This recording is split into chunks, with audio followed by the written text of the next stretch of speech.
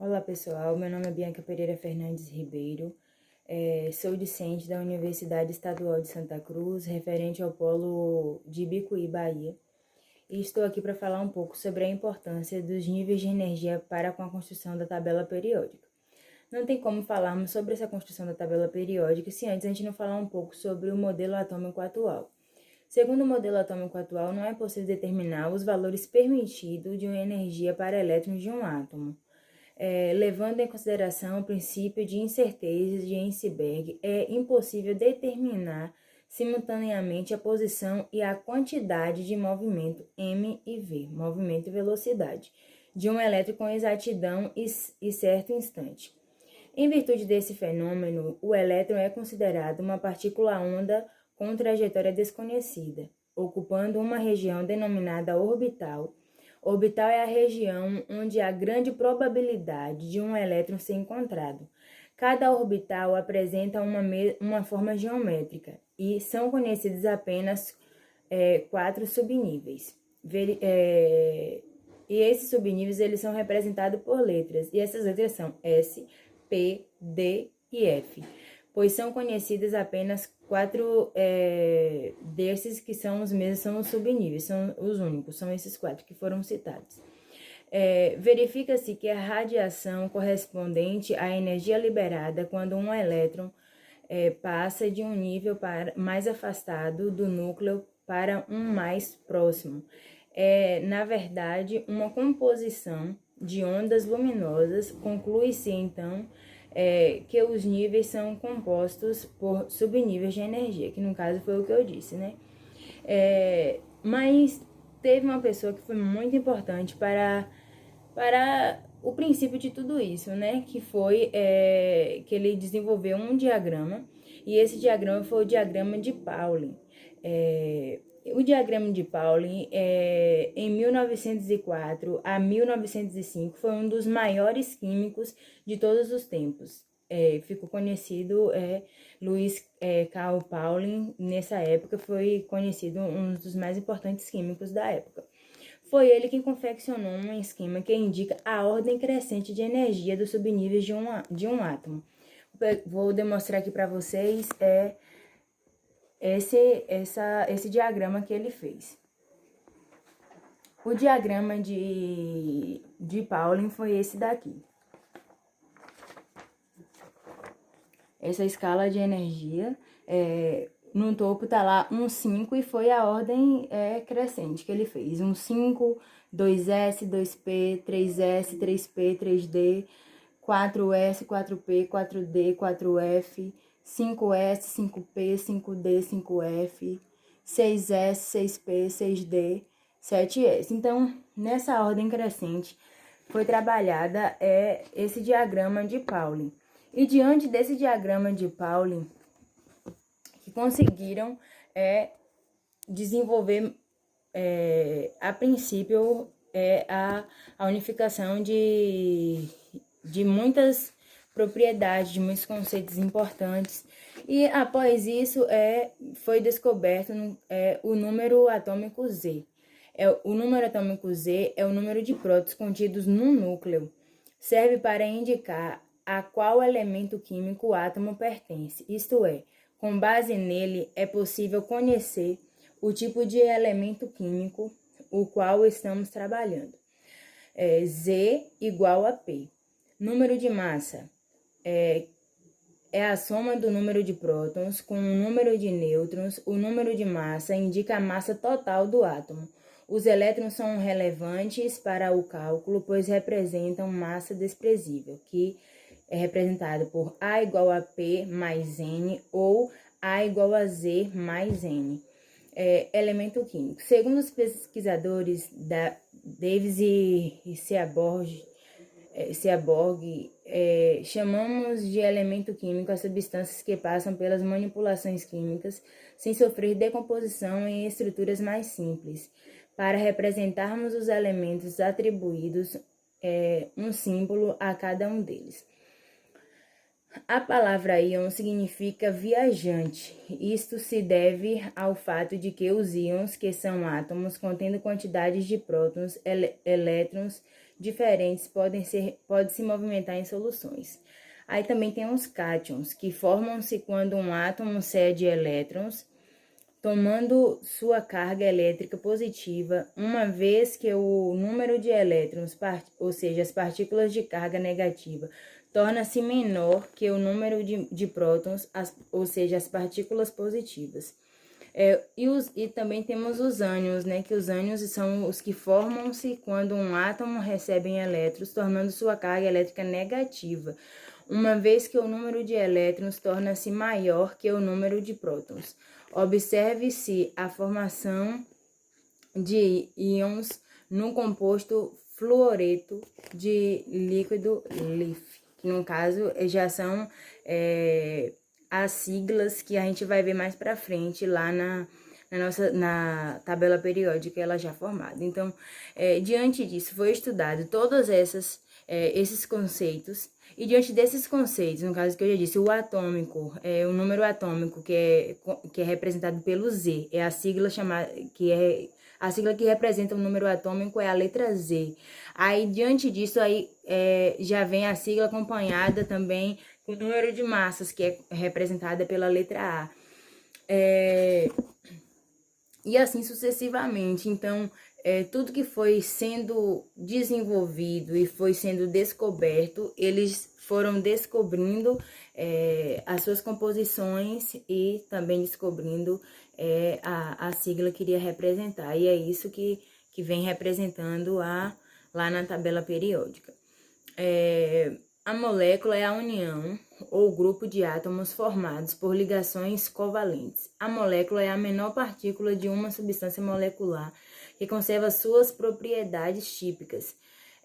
Um exemplo disso é a substância de hidrogênio, que no caso é H2, é considerada substância simples, pois com condições ambientes é um gás constituído somente de átomo do elemento hidrogênio.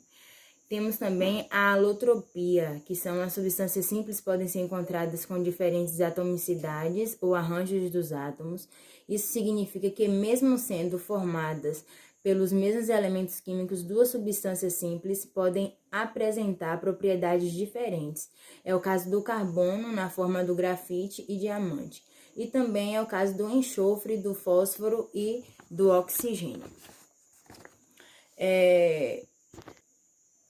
E então, por fim, nós chegamos à classificação da nossa tabela periódica. Os elementos químicos podem ser organizados de acordo com suas diversas propriedades químicas e físicas. A forma mais satisfatória de reunir os elétrons seguindo as mais diversas características é conhecida como tabela periódica. É considerada a fonte mais rica e completa de informações sobre os elementos químicos. Um amplo conhecimento da estrutura da tabela periódica permite prever as propriedades de qualquer elemento, mesmo sem conhecer seu nome, apenas pela sua localização ou número. Podemos obter também uma observação, esse número, estamos nos referindo a número atômico. Podemos obter também informações sobre as propriedades físicas e químicas do material e os tipos de ligações químicas possíveis. A variação dos valores das propriedades físicas repetem-se de período em período. Por isso, a tabela dos elementos químicos recebeu esse nome, até que, em 1913, foi descoberto o número atômico dos elementos químicos. Desde então, ficou determinado que os elementos deveriam obedecer a uma ordem crescente de um número atômico e não de massas atômicas. Foi essa forma que se chegou à atual tabela.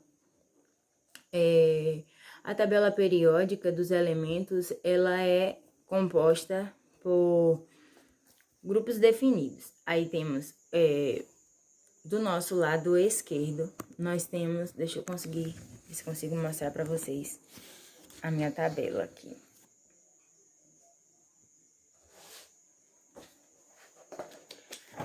Do nosso lado esquerdo, que na verdade vai ficar para vocês como se fosse o lado direito, mas é o nosso lado esquerdo da tabela. Nós temos aqui essa primeira fileirazinha aqui, laranja, que são os nossos metais alcalinos.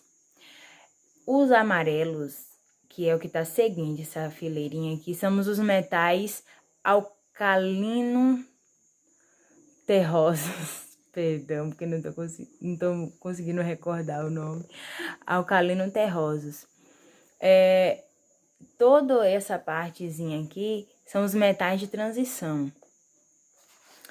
Já a partezinha lilás são os lantanídeos. E a partezinha rosa, que é a parte cá de baixo, são os actinídeos. O verde aqui, o verde mais escuro é chamado de não metais. Essa última fileirinha aqui é chamado de gases nobres. E esse daqui são chamados de outros metais. Então, essa foi a classificação da tabela periódica. Foi formada diante de muitos estudos, foram formados, foi feita essa composição para que facilitasse o encontro, para que também conseguisse facilitar a localização desses grupos atômicos, esses grupos de energia, para contribuir para facilitar a vida de muitos outros químicos. Então, essas famílias silábicas, as 18 colunas verticais são chamadas de grupos ou famílias. Uma família é composta por elementos que apresentam propriedades químicas semelhantes, como eu já disse, metais alcalinos. São metais leves, brilhantes, como a prata, e apresentam ponto de fusão baixo. Reagem com a água formando bases ou álcalis.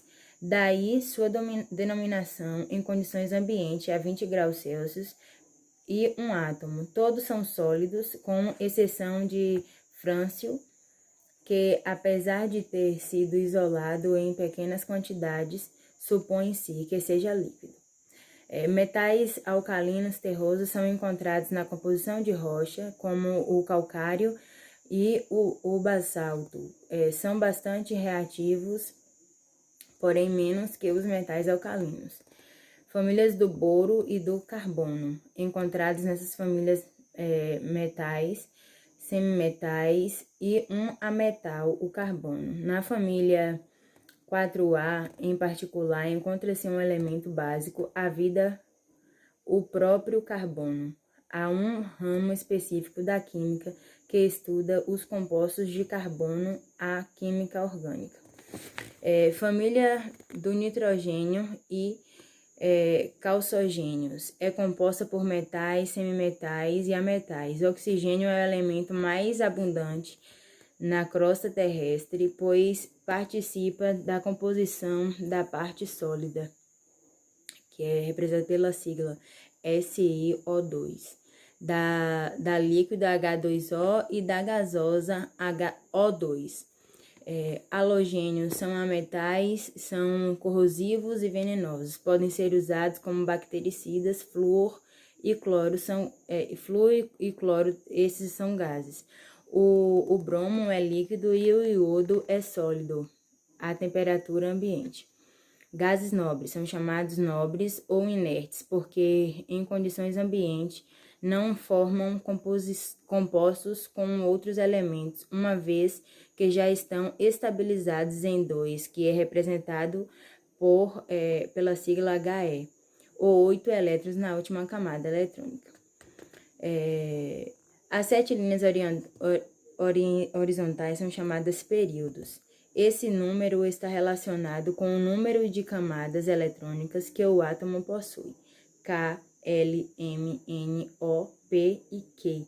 Por exemplo, o lítio, o boro e o nitrogênio estão no segundo período, pois seus átomos possuem apenas 2 camadas eletrônicas. Daí, conclui-se que átomos no segundo período contêm no máximo até 10 elementos. Os elementos de um mesmo período não possuem propriedades similares.